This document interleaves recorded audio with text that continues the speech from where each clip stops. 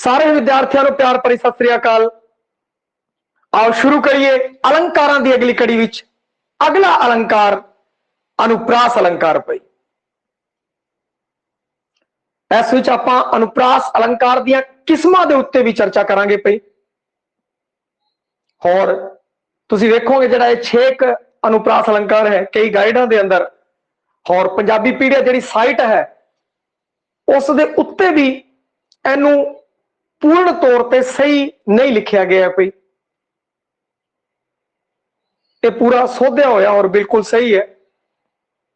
तुसीं इहनूं करना है वध तो वध शेयर, चैनल नूं करो सबसक्राइब, बैल आइकन है जिहड़ा वो घंटी बजा देनी है ताकि जिवें ही कोई वीडियो आवे वो तुहाडे तक पहुंच जाए।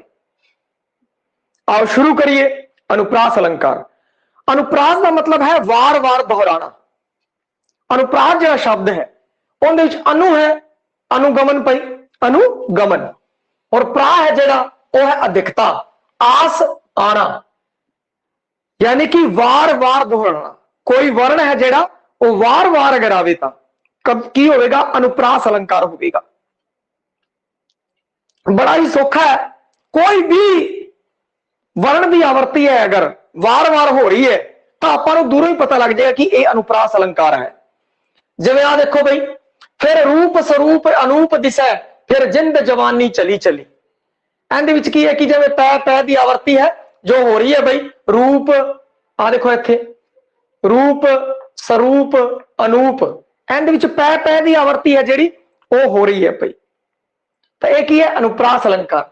फिर अगला है दर्शन परसन सरसन हरसन रंग रंगी करतारी रे। इत्थे देखो बई जिहड़ा सन सन है वो बार बार आ रहा है, सन सन बार बार आ रहा है। तो यह की है अनुप्रास अलंकार का एग्जाम्पल है।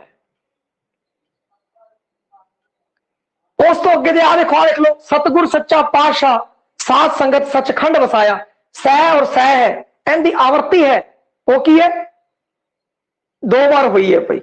आवृत्ति 1 बार हुई है और ये वर्ण की है 2 बार आया है एक ही है अनुप्रास अलंकार का एग्जाम्पल है। और फिर एक एग्जाम्पल होर लेने गुरबाणी दे विचों, काली कोयल तू कित गुण काली अपने प्रीतम के बिरह जाली। काली कोयल इत्थे कह की है कि काली कोयल कह वर्ण है जो वो 1 तो वध बार आया है। जदों भी कोई भी वर्ण अगर रिपीट होता है तो उदों अनुप्रास अलंकार की वरतों होती है, भावें अगे होवे भावें पिछले पासे होवे। आ ध्यान रखियो, एग्जाम्पल दोनों तरह देते हैं।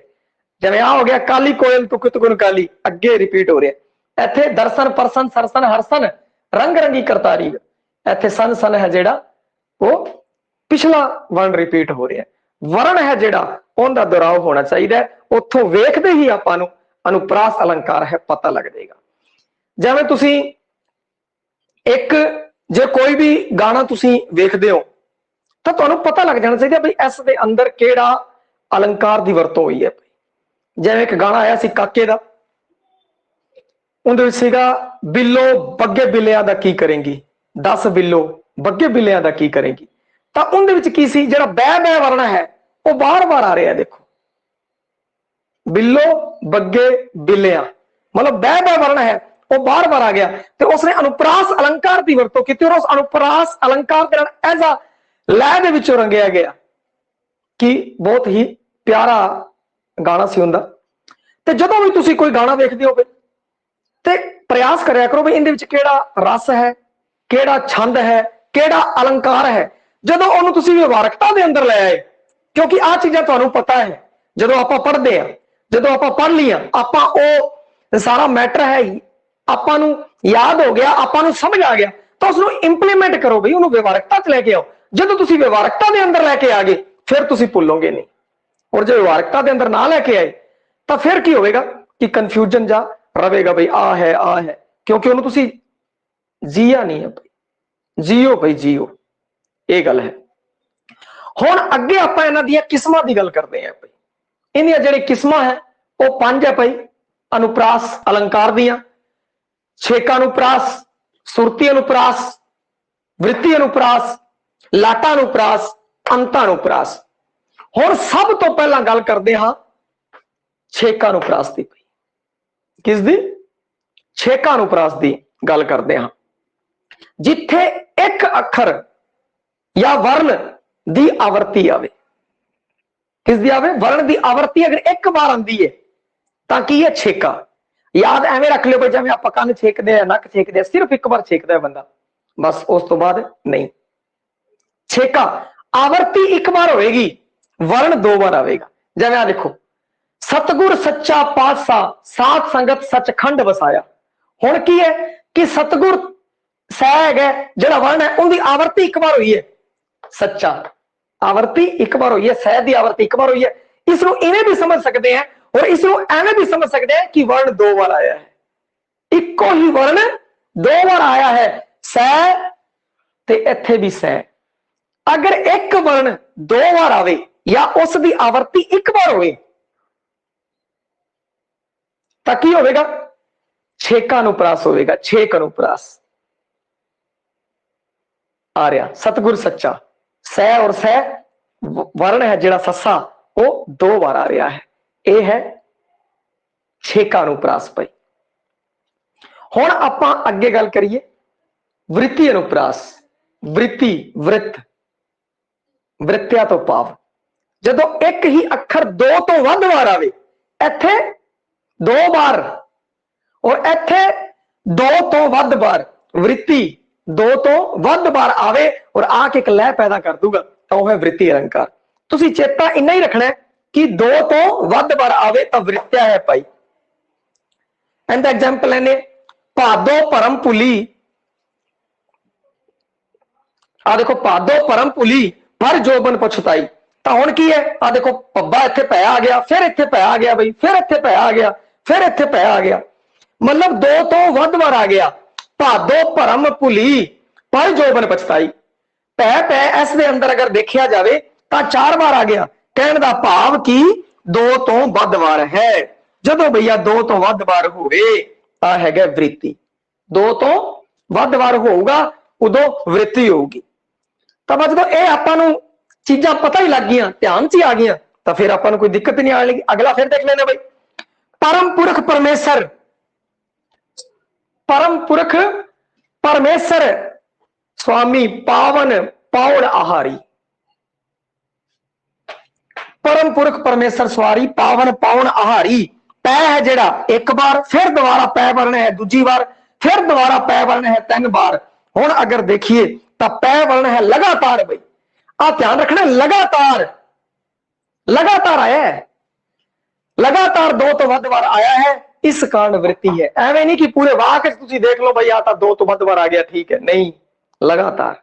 इत्थे भी देखा जाए छेक दे अंदर एक बार आवृत्ति हुई है, एक बार दौरान होया भाई, और वर्ण दो बार आया है, दो बार आया है, लगातार आया है। और इत्थे भी वृत्ति दो तो वध बार आवे तब वृत्तिया है भाई। पै पै की है दो तो वध बार आया, दो तो वध जिन्नी बार मर्जी आ जाए भाई, चार बार आ जाए, पांच बार आ जाए, छह बार आ जाए, जिन्नी बार मर्जी आ जाए, फिर वृत्ति अनुप्रास अलंकार होगा। अगे है श्रुति। पई सुनन दे विच जदों इको उच्चारण स्थान तो उच्चारण जाने वाले शब्द एक तुक विच वरते जाण तां श्रुति अनुप्रास होगा। जिवें कै वर्ग वाले है, कै वर्ग वाले है भाई, कंठी है जेड़ी, कै खे गग्गा घग्गा अंगा, आ है जेड़ी ये इको उच्चारण स्थान दे उच्चारे जाने वाले है भाई, एक ही तुक दे अंदर आण तां होवेगा श्रुति। तो उस कारण की है कि आपां नूं उहदे विच सुनन दे विच नजारा आवेगा भाई, क्योंकि आ एक ही उच्चारण स्थान तो है। जिवें कै खे गए, कै वर्ग आ सकता है, कोई भी एक वर्ग हो सकता है, वो कै वर्ग हो सकता है, छह वर्ग हो सकता है, छह छह जय जय, पै वर्ग हो सकता है, पै फै बै बै, टै वर्ग हो सकता है, टै वर्ग हो सकता है, कोई भी एक वर्ग लगातार की है कि वो चलता होया आवेगा उच्चारण स्थान के कारण। हुण देखो इत्थे कां खा गया घड़े चो गोलियां, कां खा गया घड़े चो गोलियां, ये देखो कै खे गै कै, कै खे गै गै आ रहा, कक्का खक्खा गग्गा घग्गा, एक ही उच्चारण स्थान कक्के वाली लैन दे विच है, कक्के वाली लैन दे विच है तां भई आ श्रुति होवेगा, श्रुति अनुप्रास। अगे पीले फुल बड़े भाले पर महंगे मिले, पीले पै फुल फै बब्बा भब्बा पै फै बै पै। हुण पप्पे वाला बई पै वर्ग वाले है वो आ रहे है, पै वर्ग वाले आ रहे ने भाई, आ रहे हैं तो यह श्रुति हो गया। उच्चारण स्थान या फिर उच्चारण स्थान तो ही आप समझ आ कि एक शब्द वरतना होया तो आप उच्चारण स्थान वरतांगे ना।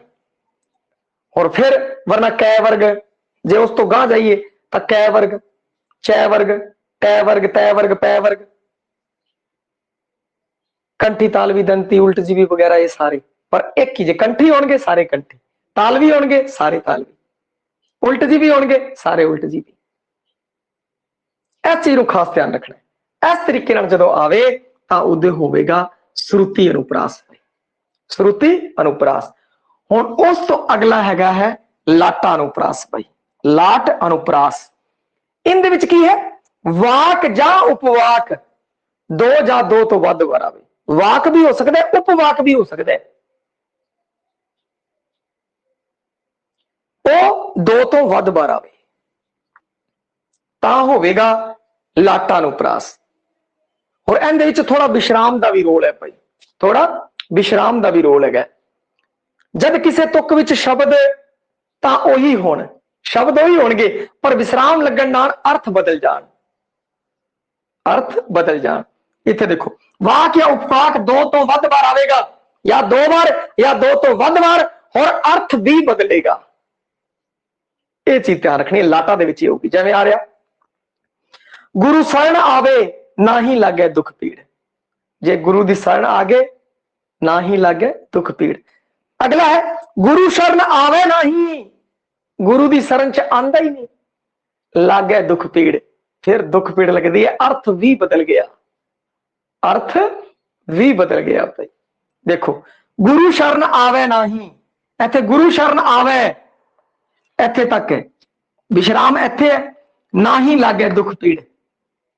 और अगला गुरु शरण आवे ना ही, विश्राम इत्थे है और लागे दुख पीड़, फिर दुख पीड़ लग जूगी। और इनदे विच की होया कि उपवाक, उपवाक कह लो, शब्द समूह कह लो, वाकंश कह लो, और वाकंश और शब्द दे विच जो अंतर है वो तुहानू चंगी तरह करवाया गया है भाई, ठीक है। कुछ भी कह लो वो होवेगा। और वाक या उपवाक आवेगा भाई, शब्द समूह आवेगा दो या दो तो वध बार, और अर्थ बदलेगा, प्लस अर्थ बदलेगा।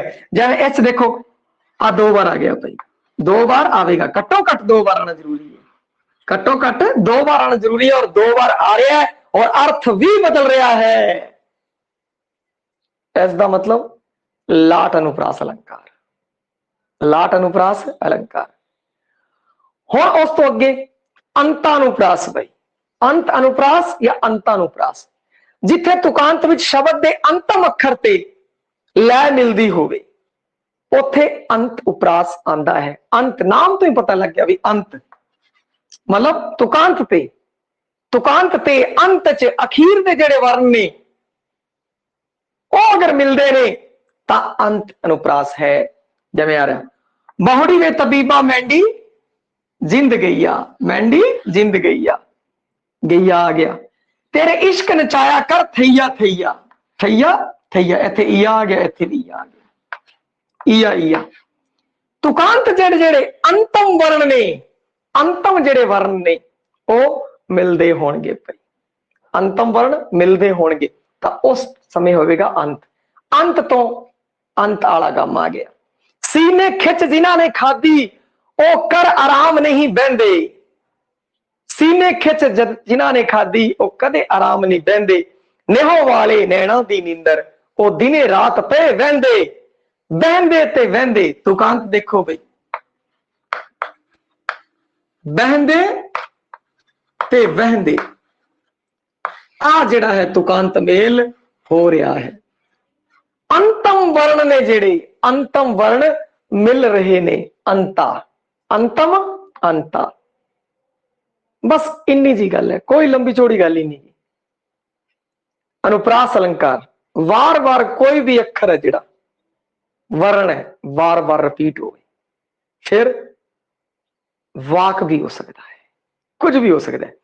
हुण देखो दोबारा रिपीट करते हैं छेक छेक का मतलब एक बार आवर्ती छेक कर देना जाए करना एक बार होए एक बार आवर्ती या आप कह लिए दो दो वर्ण आएंगे लगातार दो वर्ण रिपीट होंगे एक ही वर्ण दो बार रिपीट होगा आवर्ती एक बार छेका च आवर्ती एक बार वर्ण है जेड़ा दो बार रिपीट होगा। देखो इत्थे हो रहा आ एक और एक बार रिपीट होया रिपीट एक बार होया आवर्ती एक बार है परंतु वर्ण की हो गया दो बार आ गया जैसे मर्जी समझ लो भला एवं समझ लो आवर्ती एक बार या फिर एवं समझ लो जेड़ा वर्ण है एक ही वर्ण एक ही वर्ण लगातार दो बार आवेगा ता छेका और जे दो तो वध बार आ गया वृत्या दो तो वध बार आ गया दो तो वध कितना भी हो सकता है दो तो वध बार आ गया ते वृत्या। और इत्थे श्रुति श्रुति सुनन च वो लै बन जूगी इत्थे उच्चारण स्थान इत्थे की ध्यान रखना भाई उच्चारण स्थान इको उच्चारण स्थान तो जो उच्चारिया जाए ता श्रुति। फिर उस तो बाद लाटा भाई लाटा लाटा दे विच की होगा कि उपवाक या वाक दो या दो तो वध बार आएगा और अर्थ बदल जाएगा दो या दो तो वध बार है की है उपवाक या वाक है और इत्थे दो तो वध बार है दो तो वध बार है परंतु वर्ण है पर इत्थे की है दो या दो तो वध बार है परंतु उपवाक है ताकि है और अर्थ भी बदलेगा लाटा। और अंता च अंत भाई अंता च अंत अंतम जेड़ा तुकांत मेल है अंतम वर्ण है जेड़ा ओ मिलणगे भाई अंतम वर्ण है ओ मिलणगे अखीरले अंता हो गया।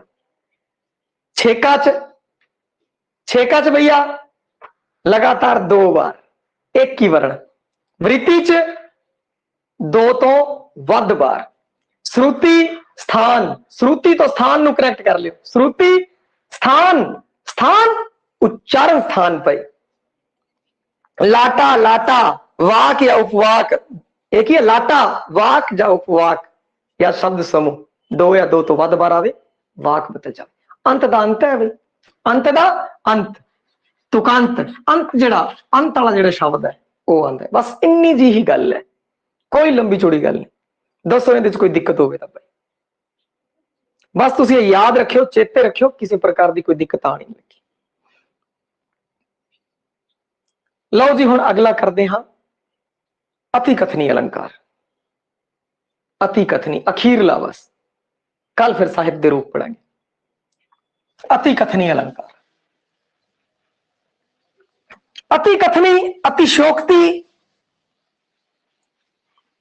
बहुत ऐसी गल कह दी जी ना ही हो सके जाए मैं गप मारदा भाई मैं जिवें लोक मारदे एक थप्पड़ तड़िया ना सीधा जाके दिल्ली बजेगा कई इस तो चंगी ठोक देंगे जे एक मारी ना कनाडा तो अगले कहते भाई साहब मार दो ना असी पहुंच जाइए बिना टिकट तो एक ही हो गया अति कथनी होगी ये तो वाक च वरतों दसी सी वाक च वार्तक की गल की सी और जे आही गल कविता दे अंदर होवे कि कविता वाले दसणगे आपां लोक मर्यादा का उल्लंघन करके किसी वस्तु या तत्थ नूं वधा चढ़ा के वर्णन करन दी अलंकारक शैली नूं अति कथनी कहती है। अति कथनी भाई नाम तो ही देखो अति कथनी यह कथन जिस बस अत करा दिए आप नाम मनन जोग गल वधा चढ़ा के वर्णन वधा चढ़ा के वर्णन अति कथनी करती अत करती बस इन्हों अतिशोक्ति अलंकार भी कहते हैं और फारसी ते उर्दू के अंदर इसनूं मुबालगा कहते हैं भाई मुबालगा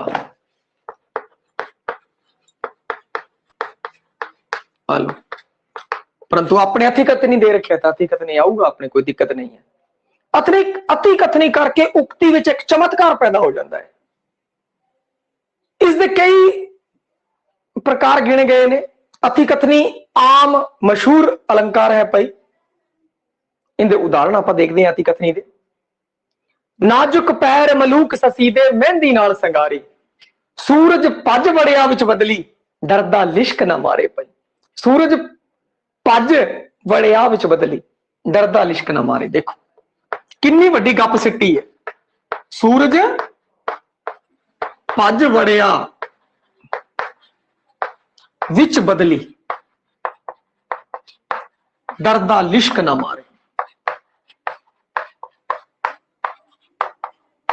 वो कहंदा सस्सी बारे कहंदा सस्सी नाजुक पैर मलूक ससी दे मेहंदी नाल सिंगारे, सूरज पज बड़िया विच बदली डरदा लिश्क ना मारे।